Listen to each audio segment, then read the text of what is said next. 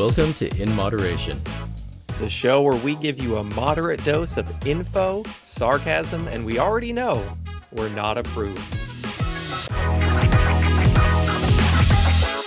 Hey everybody, welcome to episode 6. Zach has left us, and now you are left with just Sad the two puppy. of us. I know, but it was fun having him on. Don't worry, he'll be back as long as you guys write into him. Absolutely. So, Rob, what have we decided to talk about today? And I'm not asking you that because I forgot. I'm just setting you up. Sure. This is what happens when he goes away for a week and we miss an episode. I mean, Well, I can't blame it entirely on Oakley, but I've learned that small children don't do well all the time. They're not perfect always. This is what I've learned over the past couple weeks. They can get fussy. they're not perfect. We're not perfect. Hey, it's a not perfect world. But we're going to go ahead and talk about the assortment of diets that you can possibly do that you always see on the internet. Oh, I'm just going to take this opportunity to just fully dive in on how much I hate specific diets. That's pretty much what I feel like I'm going to use this episode for. Yeah, pretty much. So, I mean, what diet should we start off talking with? Should we start off talking with the big one? Should we start with the big one, or should we leave that one for later? Maybe we'll leave that one for later. But Leave that one for maybe later, we should start off with... Because everyone's tuning in for note, the big diet. Everyone's right? tuning in Yep. for the diet we're all thinking of right now. So maybe we should leave it for later so that people continue listening. Yeah, you guys have to keep listening. Sorry. Yeah, sorry, you have to listen. You Yeah. have to hear about that diet a little bit later. So, boy, But- what diet to start off with? I mean, that's Before a we tough get question. into any diet, I think it's Oh. important to note that every diet is a form of calorie restriction.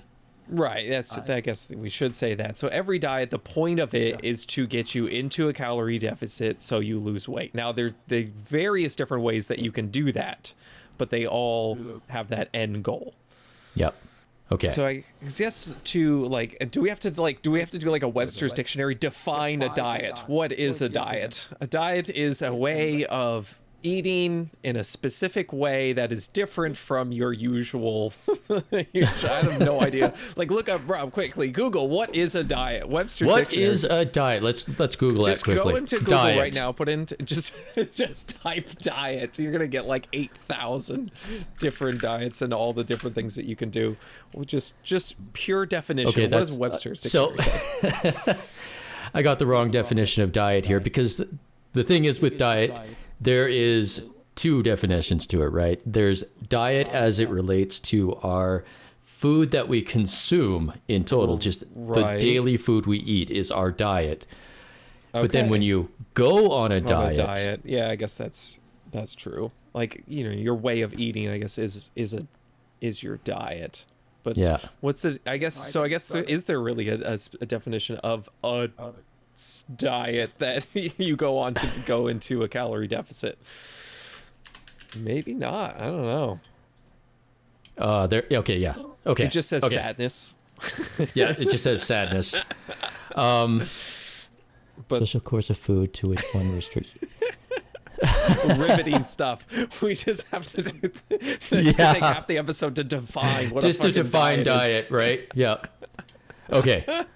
So here we go. Definitions from Oxford. Noun, good. 1, the kinds of food that a person, animal, or community habitually eats. Right. Not shocking. 2, a special course of food to which one restricts oneself, either to lose weight Okay. or for medical reasons. Okay, or that's good. Okay, a special course of way. I already lost it, but you get the point. Yeah. Okay, Rob, which diet should we start off with first? Well, I think we should start with one that's the most researched diet ever, and that is the Mediterranean diet. Mediterranean diet. And Yeah, I would classic. absolutely love to get Dr. Terry Simpson to come in here and talk even more on that in the future, but we'll Yeah. at least give a little quick overview of it here. Yeah, I just want to give like a quick touch on like what it is, right? That sort of thing. Well, from my understanding, the Mediterranean diet isn't so much like, because I know Dr. Terry Simpson always says, like, it's not exactly what they eat in the Mediterranean region, it's what has been studied and, you know, kind of defined as the Mediterranean diet, which is a diet rich in fruits, vegetables, nuts, seeds, legumes, whole grains, fatty fish, and, you know, some lean meats, basically, and keeping red meat to, you know, limited in moderation. Yeah, that's one of the big things is you see some of the, especially some of the carnivore crowd, say that these people celebrate red meat. They use red meat for festivals and stuff like that. And so they make the assumption that it's one of the primary foods that they eat. But it's something that's used for exactly that, for celebration or things. Right. So it's not common. Right. We celebrate with a big roast turkey every Thanksgiving. You don't see us eating fucking roast turkey every day. That is an amazing example right there. Right. Like you get it once in a while. So in the Mediterranean region, a lot of it is, like fruits and vegetables, nuts, seeds, like all that sort of stuff. And it's, it's really been shown like that like it comes to like actually studying diets. It's one of the few diets that it's actually being shown time and time again to reduce your risk for cardiovascular disease, reduce your risk for type 2 diabetes, all sorts of diseases. Reduce your risk of dying. Basically, yeah, it really has. And so that's why, I think, we hear about it so much. And, like what's the other one? Olive oil is a big one, whenever I think when everybody hears Mediterranean diet, the first thing they think of is olive oil. Yeah. Because when I've looked at it, it's like half of their fats or something comes from olive oil or something like some crazy number. Like it's really high. But, and I love olive oil. It's great. People freak out like, oh, use olive oil instead of seed oils, all that stuff. I'm sure people listening have heard all that sort of stuff. But, olive oil is great. You can even cook with it. A lot of people think you can't saute with it. You absolutely can. It's awesome. It's just, very calorie dense, just like any oil. So it's just something to keep in mind, really. And so how this applies, that calorie restriction, is by restricting you to foods that are very satiating, they're very low processed, they're going to keep you full, and so you're going to be eating less overall. Yeah, the one thing I've heard that really stuck with me is all diets kind of boil down to getting you to eat either more fiber or more protein or both. Because those two things are very satiating. Very satiating. Right. So in the Mediterranean diet, it's generally more fiber. They don't eat, I can't remember the numbers, but how much protein they eat. They generally don't have a super high protein intake. No, they don't eat much meat, and most of the meat they eat is going to be in the form of fish. Right, fish, and then you have legumes, which have, some protein, but not a lot, but a lot more fiber, because like legumes, nuts, seeds, vegetables, fruits, all of that has a ton of fiber. Like the average American gets 15 grams of fiber in a day. That is quite low for men. They generally recommend like 35 to 45, somewhere. I think they say 15, for every 1,000 calories you eat, what is it, 15 grams of 15 grams of fiber, I should say. So if you eat 2,000 calories, 30 grams of fiber, somewhere around there is a good general rule. I eat like 100 grams of fiber a day. I was about to say, this nuts. Coming from the fiber king here. I eat like 80 to 100. It's pretty insane, but I've adapted to that slowly over time. Do not do that overnight. But yeah, in the Mediterranean region, lots of fiber, keeps you super full, keeps you satiated, and you generally will lose weight doing it. Often it will lead to weight loss if you're coming from more of a kind of typical American diet. Well, Liam, what diet should we cover next? I want to pick. Well, quickly, I just want to say, like, because there's the DASH diet, which is the kind of the American kind of cousin to the Mediterranean diet. It's very similar, so I just want to say that one. The whole idea was to stop hypertension and diabetes. Again, very similar foods, but just small differences. It also works. But I want to go to next, because I get asked about it so much, is intermittent fasting. I get that. It's just so often I get asked about intermittent fasting. A very common one. My goodness. And like, just why? Why did it like take off as much as it did? I don't know.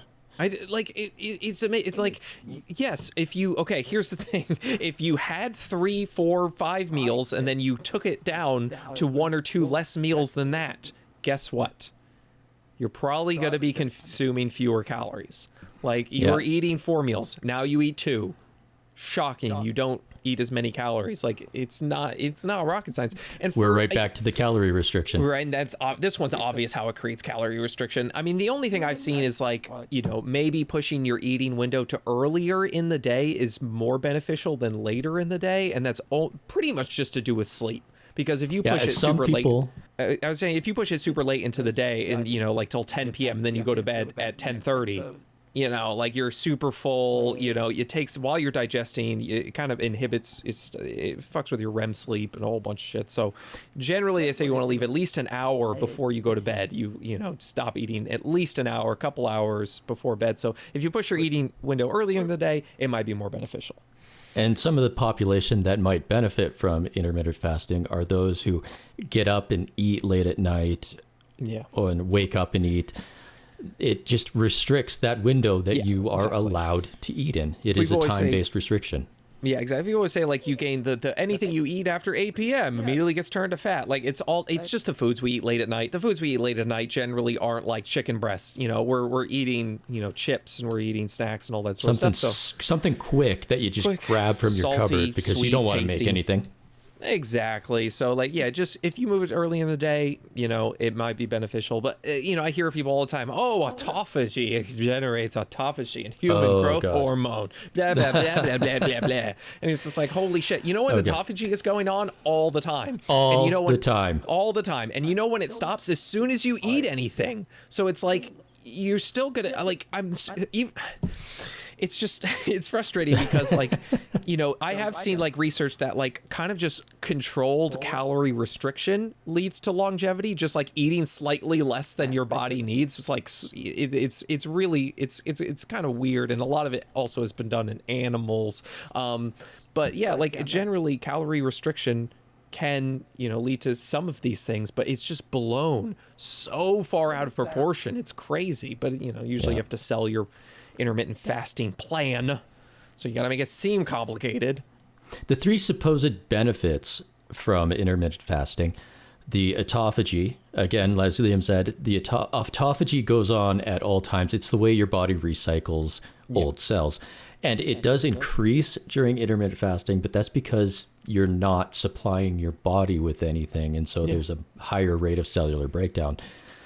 Then there is the growth hormone, which the growth hormone, again, is because you have a higher cell turnover rate. That growth hormone is being used to remake the cells. It is not there for muscle. It will not help you with muscle building at all. And if you're not eating protein, if you stopped eating protein, what's the human growth hormone? Like you don't have amino acids in your system to build. That's the building blocks for the protein. Yeah. So. And then the last one is that people feel better. And that's because you started to starve. And when you start to starve, your body actually does experience a state of euphoria.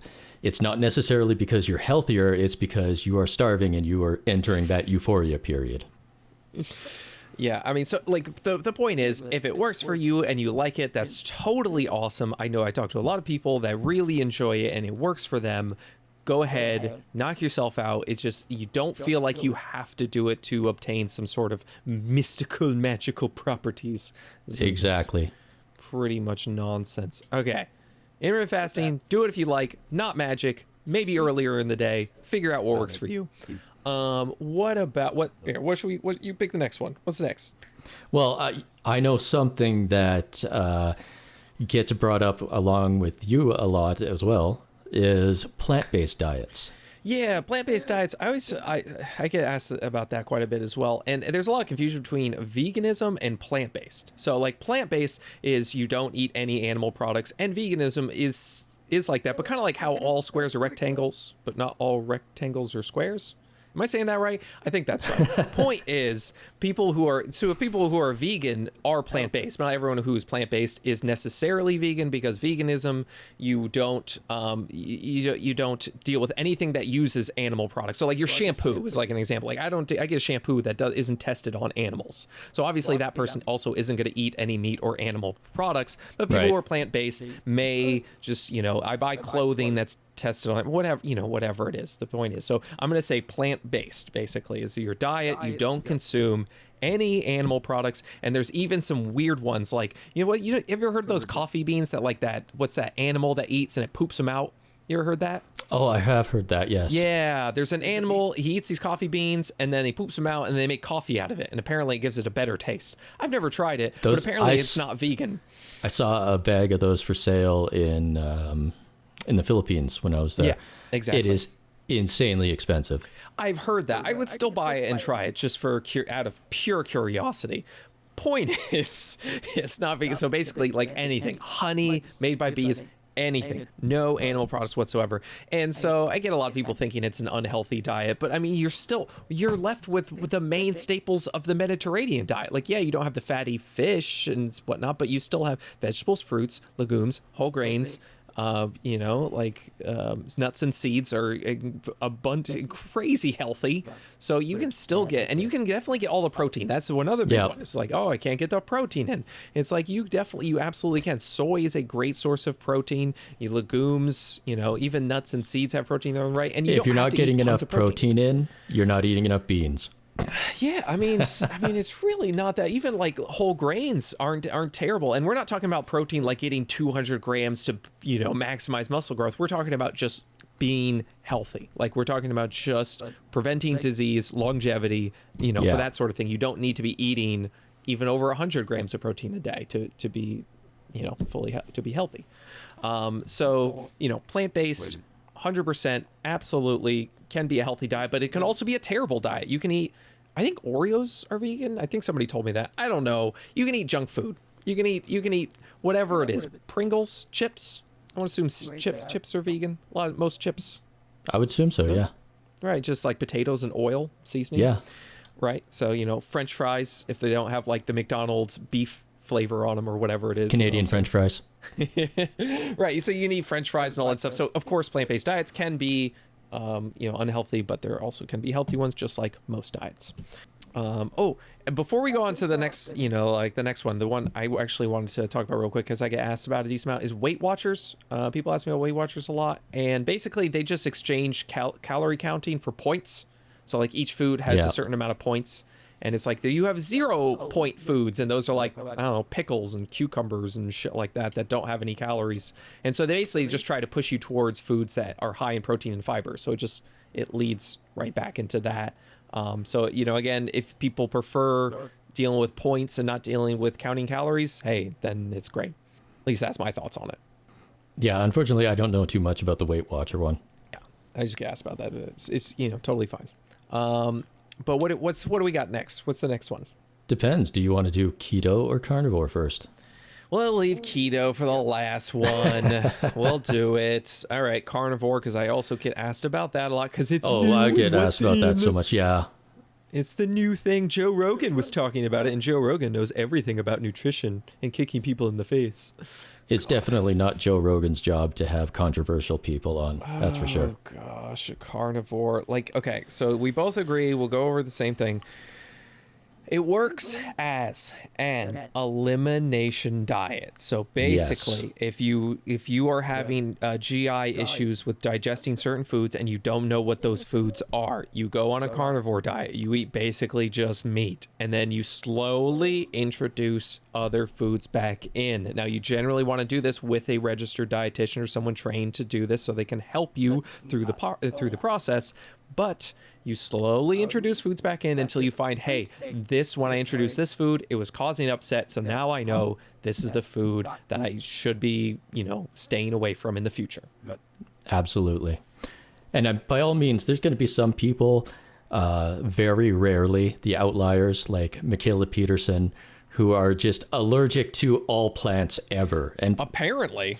Yeah. I mean, my goodness, just like some people, it's just allergic to just every plant food. And I mean, have you seen her? Did you see her allergy test? I did. They tested her for allergies on an assortment of plants, and every single one she was allergic to.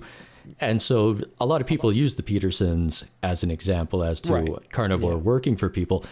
She's literally allergic to like every plant. So by all means, carnivore is going to work for her because she can't eat plants. Yeah. And it's, That's unfortunate, but that's, you have to do, like I always say, the best you can with what you have. If what you have is an allergy to fucking everything, then you're going to have to find the few things that you're not allergic to and, just make the best with what you have. But the problem is a lot of people tout it as the optimal diet for human, usually calling on our ancestors or some wishy-washy this and that, like this whole idea that we were just like only hunting animals with fucking spears and shit, like we never ate a goddamn vegetable in our life. Like, what the hell are you talking about anyway? I don't want to get into that, but our ancestors' diets were very varied, okay? Very. Dependent. They ate what they could to keep them alive, okay? They weren't just and meat was something you had to work towards. Yeah, and some of it, geez, just drives me crazy. But absolutely, a lot of people do end up feeling better when they go carnivore because they eliminated the thing that they were allergic to. Not only that, generally, it's, again, we come back to this, protein or fiber or both. So obviously, not much fiber on the carnivore diet, but there's a fuck ton of protein. Yeah. And on that note, people defending the carnivore diet always say that fiber isn't necessary. Yeah. And no, it's not necessary, but it's beneficial. Like what I always say is like, what's not necessary? Whole foods. I could literally just only eat ultra processed foods. I could eat only Cheez-Its and Oreos. And yeah, I could survive on that. Is that optimal for me? No. But I could do it because it's not necessary to eat whole foods. Like, what are you talking about? Like, 8 different studies have shown for every 10 grams of fiber you add into your diet, you reduce your risk of all-cause mortality, death, by 10%. And that is just an astounding number. That blows me away every time I see it and or hear it. I mean, you quit smoking, and I think it reduces your risk by like 13% or some shit like that. So, like, adding 13 grams of fiber into your diet has like about the same net effect. That is mind-boggling, okay? It puts your mind into a bottle. It's nuts. So yes, fiber is super important, and the carnivore we crowd will both make it agree that having fiber in your diet, as long as by all means, if you can't eat plants like Mikhaila Peterson, then unfortunate, that means you're an outlier. But for the rest of us, we both agree having fiber in your diet is extremely beneficial to us. Yes. And so, there's basically no fiber on the carnivore diet, but there is a lot of protein, and protein is very satiating, and it's the highest thermic effect of food, which we've talked about before. It burns basically the most calories to break down protein as opposed to carbs or fats. So, you're going to eat a lot of protein, and, it's really the combination of simple carbs and fats that makes things hyper palatable, easy to overeat. So you look at Oreos, you look at chips, simple carbohydrates, fats, easy to overconsume. You're eating, I don't know, what are they? Steak, eggs, like these things are very filling. You're not going to, you're not, it'd be tough to gain body fat on that diet. You could, theoretically you could, but it would be a real tough road to get there. And if you are going to go carnivore diet, I highly recommend you stick to lean meats, fish, stuff like that. You want to keep your saturated fat down. Your Saturn fat. Keep the Saturn fat. The Saturn fat is the worst type of fat. People talk that about darn trans fats. Saturn fat. They never putting talk rings about on me. Saturn fat. The rings. The fat rings. Oh shit. Cut me open. You just count the rings. The rings. That's different thing. Oh shit. So yeah, like your saturated fats, we see if you over around 8 to 10% of your calories, it generally does seem to increase your risk for cardiovascular disease and other sorts of bad stuff. So generally try and stick to more of the fattier fish, the lean cuts of meat, that sort of thing. But on the carnivore diet, it's going to be quite difficult to keep your saturated fats to a minimum because it's a lot of meat. Like, I mean, you could do it, but I'm sure most people who do the, carnivore diet are not keeping, their saturated fats low. No, unfortunately. So yeah, like, and that's the thing is like, it helps people lose weight. So they lose weight. They're like, hey, I felt better. Like, yeah, you lost a bunch of weight. You're not eating as many. You're not eating a ton of processed allergies. Foods. Yeah, that. And you're not eating, before you were going from eating a ton of processed foods to no processed foods. So yeah, like, like that, of course I'm not shocked at all. So people use these little, like, hey, look at this person. Joe did it and he feels so much better. And, that's always, it's the same old thing. The snake oil salesman, like, oh, look at this person that, I gave my tincture to and they feel so much better. Tincture. Tinctures. I love that Tincture. word. Tincture is such That a is a fucking fun good word. It is a great word. So yeah, Almost carnivore as good as indubitably and masticate. indubitably. You know Indubitably. I love the word lisp, because who the fuck decided that like you're gonna put an S in the word for people who can't pronounce S? Like that's Right? just a shit move. That's a dick move right there. Dick move. Dick move. Like, oh yeah, you can't say S. What should we call the thing you can't? What should we call it? Lisp. Assholes. Indubitably. Indubitably. So yeah, I guess carnivore diet, it could help you lose weight. Great, good elimination diet, but not something personally I would recommend for someone trying to just eat healthy, essentially, I guess. No. It's not, we always say diverse diet is the best diet, right? Like a bunch of different things. Carnivore's like, fuck all that. Get rid of it all. But anyway, talking about restrictions, I guess we should move on to keto, where they fucking say, hey guys, I'm gonna listen, I'm sorry if you're a keto person, I'm so sorry. That's great. Like if it works for you, that's totally awesome. If it works for you, yes, go for it. Knock yourself out. That's awesome. I cannot stand it. If you ask me, Liam, when's the worst time you've ever felt in your entire life? It's when I did keto, and it's not even close. Because like carbs are your body's. People piss me off. Carbs are your body's primary energy source. And I like the ignorance I get after I say that drives me so. They're like, oh, Brock Lesnar did keto, and you're telling him he's not eating his primary energy source. I'm like, what the fuck kind of? I've literally had people tell me that. I'm like, what kind of? I'm done. I can't. Carbohydrates are your body's preferred energy source. Yes, you can get it through ketones, through cutting out carbs and only eating fats. But for me, it's literally like taking a fucking hybrid car and being like, no, it's only going to run on gasoline. Like, it's got two things to it. Why would you cut one of the main things out? That is so...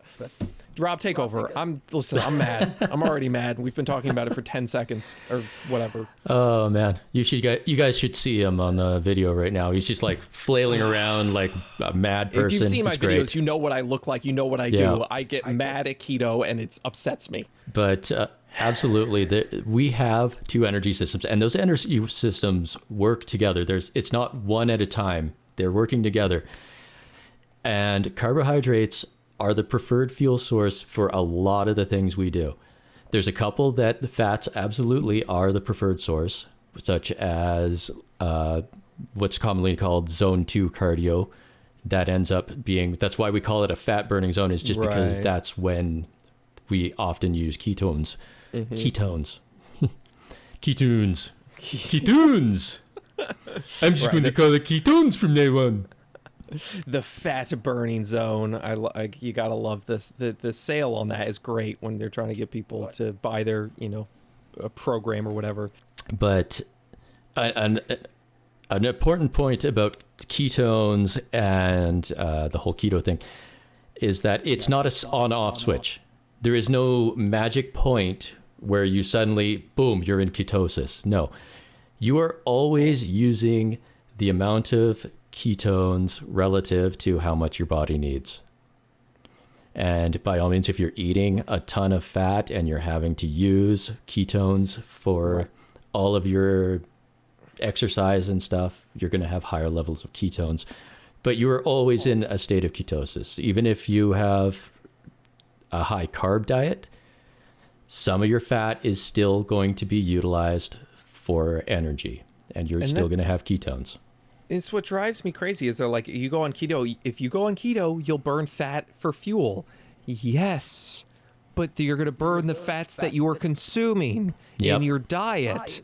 The fats you put in your mouth. Yes. Could you burn the fats in your body, stored fats? Sure, if it puts you in a calorie deficit, which it very well might. Because as we stated, if you're eating more protein and fiber, you'll generally lose weight because they're very filling. Fucking keto does net carbs. So which net carbs is if you have 20 carbs and 10 of them are fiber, there's only 10 net carbs because you subtract the fiber from the total carbs. So you see all these products that are like, it's keto. Oh, it's got 34 grams of fiber or 34 grams of carbohydrates, I should say, but 30 of them are fiber. So it's keto. So people are eating a ton of fiber, and they're also going to be eating more protein because they eat more meats or other things that are low in carbs. So of course, these things are going to be very filling. But some people can absolutely gain weight on keto because if you're eating all these fats, which fats have, as we stated in the previous episode, 9 calories per gram, they're over twice the calorie density of carbs or protein. You could easily put yourself into a calorie surplus if you're eating tons of nuts and avocados and all these things that are very high in calories. You could eat, people do gain weight on keto. Absolutely. Ugh. Can you tell like I'm upset by, because again, I don't want to shit on it like completely, because yes, it can totally it does work for some people. Yeah, it totally works, and if you like it, that's awesome. My main question is, can you stick to it for the rest of your life? And the answer for most people is going to be no. The long-term adherence for keto is terrible. Keto was created to help children who have seizures. There's very rare seizures where if you have epilepsy, for some children, removing carbs completely can help control their seizures. And so it's a very hard diet to stick to. I want to emphasize that they were doing it under strict doctor and nutritionist supervision, because the amount of fat in their diet to achieve that was upwards of 90% of what they were consuming, which is extremely dangerous. Right. Most people are going like lots of protein. So you're eating a ton more protein. Like keto, the real keto diet is, like 90%. Like it's insane. It's almost all fat. Yeah. So it's this kind of bastardized version of keto that we have that, yes, can work, but it can also, again, it can fuck with your cholesterol levels, because most people who do keto are like, hold the bun, extra cheese, add bacon, like and to my put butter in my coffee, and put butter in my. So you're eating a ton of saturated fats, which increase your cholesterol levels, which no matter what people tell you is not good for your health. So, like, yes, you can do this Mediterranean version of keto, and if you can stick to it, it's amazing. That's awesome. But most people are not going to be able to stick to it for year, 2 years, 5 years, 10 years, whatever. And so I can't, it's not something I am going to advocate for, basically. If you want to do keto, my advice would be to not try to add fat to everything. You don't need to do that. Like I said, there's not a magic point where you're suddenly in ketosis. You don't need to constantly add fat. Just focus on subtracting the carbs. Yeah, I mean, I'm trying to think of advice for giving people keto. Like, I just hate it so much. I don't know. It's even hard for me to even be like, here's how to do it. Like, try and stick to the mono and polyunsaturated fats. Yep. And try and stick to your nuts and seeds and avocados, and all that sort of stuff. And try and limit the butters and the animal fats, that sort of thing. Go with fatty fish instead of fatty red meats. And try and still get like your fiber, like berries. People in ketos will still eat berries because they're very high in fiber, generally pretty low in calories, lots of antioxidants, good things for you. So, try and get some vegetables, the non-starchy vegetables, and and I'm going to say it again. Greens. There is no magic switch for being in ketosis. If you eat some carbs, it's okay. It didn't stop ketosis. It did not. I promise you, you can have some carbs and it won't break it. And I'm going to be honest, all the keto products taste like butt cheeks. Like they really do. They really like, oh, this keto bar. I'm like, oh, it's so oily. Like it just turned to, oh, it's so gross. I can't, like a lot of the keto products, it's just, and the like ice creams are like, it's like just as many calories, if not more calories than a standard ice cream. I'm like, oh, cool. They're usually really heavy in almond or coconut butters, and yeah, they're just no, so can't do it. So if you if you like keto and you can stick to it and you can keep your saturated fats to a minimum, keep it up. That's amazing. But for me, I'm just forget all the diets. Just everything like we fucking named our goddamn podcast, in moderation. Keep it reasonable. Make sure you focus on fiber and protein if you're trying to lose weight, and you don't need to fucking do all this crazy nonsense in order to lose weight for a few months in order to put more weight back on afterwards. No.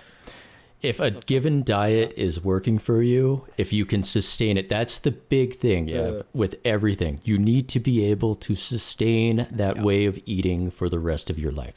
If you can do that, then that diet works for you and you can keep going with it. But if it doesn't, if you can't sustain it, if you're not enjoying it, there is no diet that is some sort of magic thing. Keto's not magic. Carnivore's not magic. They are all just tools to achieve calorie deficits. And you can try a different tool. Different tools work for different people. Exactly. I mean, most like what I've seen studies where like 90-something% of people, if once they lose weight on a diet, if you look 5 years, 10 years, 15 years down the road, they've put all the weight back on, and or maybe even then some. Because again, you just can't stick to it. So, you know, I don't even like that word diet because it inherently kind of means, or at least people think of it as like, oh, I'll do this for a few months at most, and then I can stop. Okay, once you stop, what happens? So focus on just sustainability. You know, I'd rather you do a few small things, lose 5 pounds and keep it off, than do some crazy nonsense, lose 50 pounds in a few months and then put it all back on later on, because that's even worse for you. And if you need to, go back to episode 1 where we talk about taking things slow, one step at a time, in moderation. Fucking diets, man. I'm all riled up and it's 10 p.m. Good thing I stay up late at night. This is some bullshit. I'm angry. Come on, you guys have got Liam all angry now. Look at this. Easy way to get me upset is just ask about keto. Again, if keto works for you, that's fine. If it works for we you both and you do like not it, like it. Just please, you know, I just needed a podcast that I could just rant and say my true feelings about it. But if you like it, that's awesome. Like, I could rant for another half hour about how terrible Banana Laffy Taffy is. But if you guys like that for some weird reason, hey, be weird. That's okay. It's fine. People who like bananas are weird, period. So when it comes to diets, it really comes down to what works for you. There is no right diet. There's just what is right for you. But even then, it's important to focus on what is sustainable. And you can blur the lines between those diets. If you like having a little bit extra fat, you don't have to go crazy with the keto. Yeah. You can add a little extra fat. If you want to add a little extra meat, you don't have to go crazy with the carnivore. You can just add a little extra meat. And do it one step at a time, so you know that the change is working for you. If you enjoy it, because if you don't enjoy it, it's not going to be sustainable. You're not going to do it for the rest of your life. You mean it's not black and white and there's a little bit of nuance to everything? Wow. Oh my gosh. Fucking groundbreaking. Whoa. Who would have thought? Don't tell that to the internet. Although, speaking of the internet, I think it's about time we read off some of these emails that we got. I feel like we need a little like bloop, like a little like music or something that goes on before we, you know, we read these off. Let's find something later. Let's throw something random in there. Do just like completely, maybe a Halloween theme. Halloween's coming up. Ooh, I like the creepy music box. Yes, creepy music box. That one. Creepy music box. Yes. So in episode 3, we asked you to write in with some goals that you achieved so that we can celebrate them with you. And I haven't heard any of these, so I'm looking forward to hearing what the goals are. Let's do this. Yeah, because Liam makes me do all the mail checking, so. Makes is a strong but accurate word, so let's keep going. I do share them with him, but the ones that I plan on reading off, I don't bother, so he's surprised. Okay, we got Patrick Devlin here who writes in, did the run-walk method on the treadmill to 11 miles while training for Run Disney Wine and Dine weekend. 11 miles? 11 miles. That's a lot. Yeah, I think. That's pretty I don't know. I use kilometers. Hold on, let me convert that. No, that's easy. That's 87 kilometers. 87 kilometers, gotcha.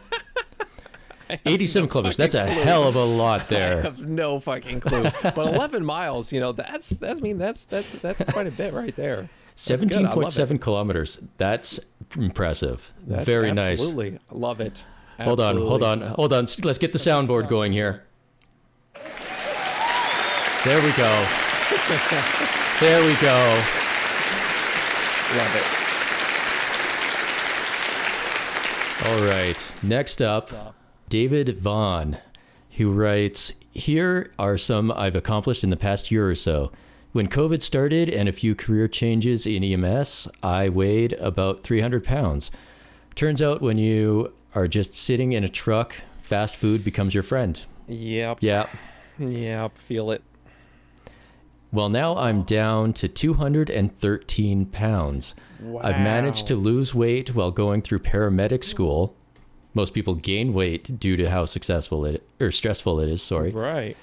He passed his nation test while raising a beautiful daughter, working a full-time job and 2 part-time jobs, all fire and EMS related. Fuck yeah, let's go. I mean, that's fucking almost 90 pounds. That's Right? insane. Nice. I'm the healthiest I've ever been and finally feel comfortable in my own skin. I mean, and at the end of the day, right? Like, that's what's fucking important, right? Because, I mean, yeah, you lose weight, but, like, just feeling happy with who you are and where you're at, that is, you know, that's what we all want, right? Like, at the end of the day, right? That's what we're all looking for. Yep. His next short-term goal is to take the CPAT. Well, good luck on that, David. Nice. And we are absolutely happy to hear your success so far. Yeah, I mean, that is a lot of work. That is a lot of work to achieve. Yeah, there we go. Get the crowd in here.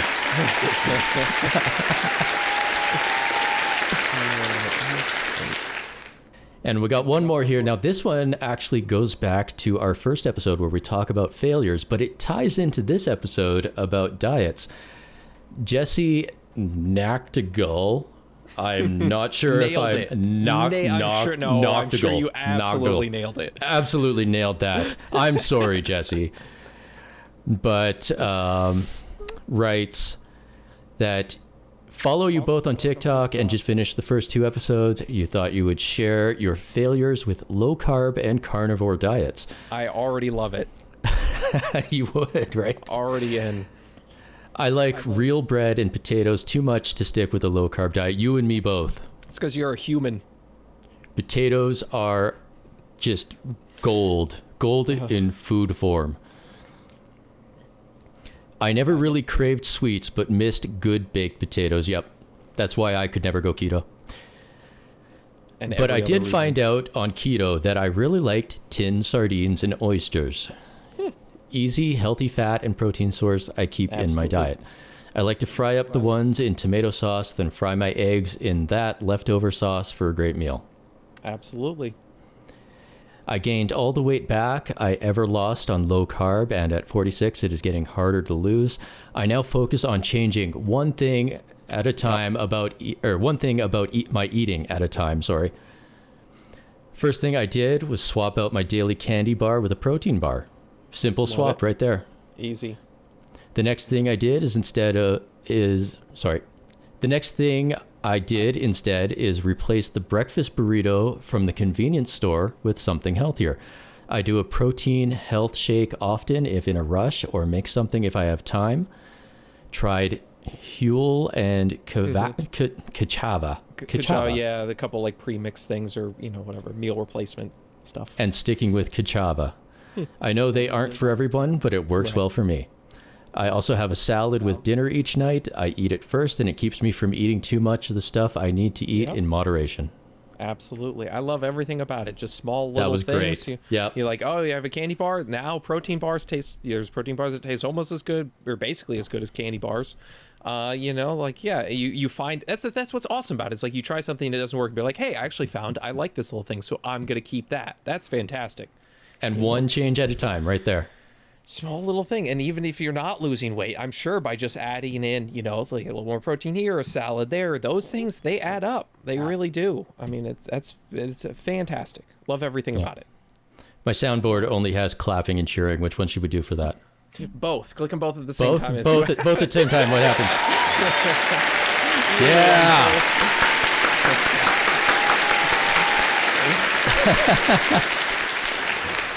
Okay. And to wrap up the episode, I would like to say that we are starting what's it called? Patreon. Thank you. We are starting a Patreon for the podcast. We're going to post exclusive outtakes from our recordings and from when we meet up to discuss what we're going to record. Because we usually do something stupid. It's going to be so bad, but so great. Oh yeah. Fuck. The plan is to, I haven't made it yet, but I love doing the whole pay what you can afford thing. So there's going to be multiple tiers. They are all going to unlock the exact same thing. It is based entirely on what you're able to afford and what you want to help with. The money will go towards covering the cost of server, equipment, this Riverside program that we use, stuff like that. Another thing we'll do is occasionally, not every month because that would be way too often, but we will do episodes which will be live shows, live call-in shows with our Patreon subscribers where you guys can call in and ask questions, or even better, call in and tell us stories or things you like or things that worked for you. We want to hear that stuff. Yeah. It doesn't have to be a question. We just want to hear from you. We love hearing from you guys and, what you're going through, and other people do as well, because we're all in the same boat together, and we can all learn from each other's mistakes and, victories and all that sort of stuff. So it's great. I love hearing from everybody else. Absolutely. I want to hear somebody call in and tell Liam how good banana Laffy Taffy is. And the keto diet's been working for me for the past 10 years, and slowly watch me melt into the ground. I'm melting. It's my kryptonite. Hey, Liam, I've been doing keto for 7 years, and it's so good. I put butter in my coffee every morning. No, it's the one thing I can't hear. I love my fatty red meats. Help. Send me a potato. All those keto supplements. Send me some rice.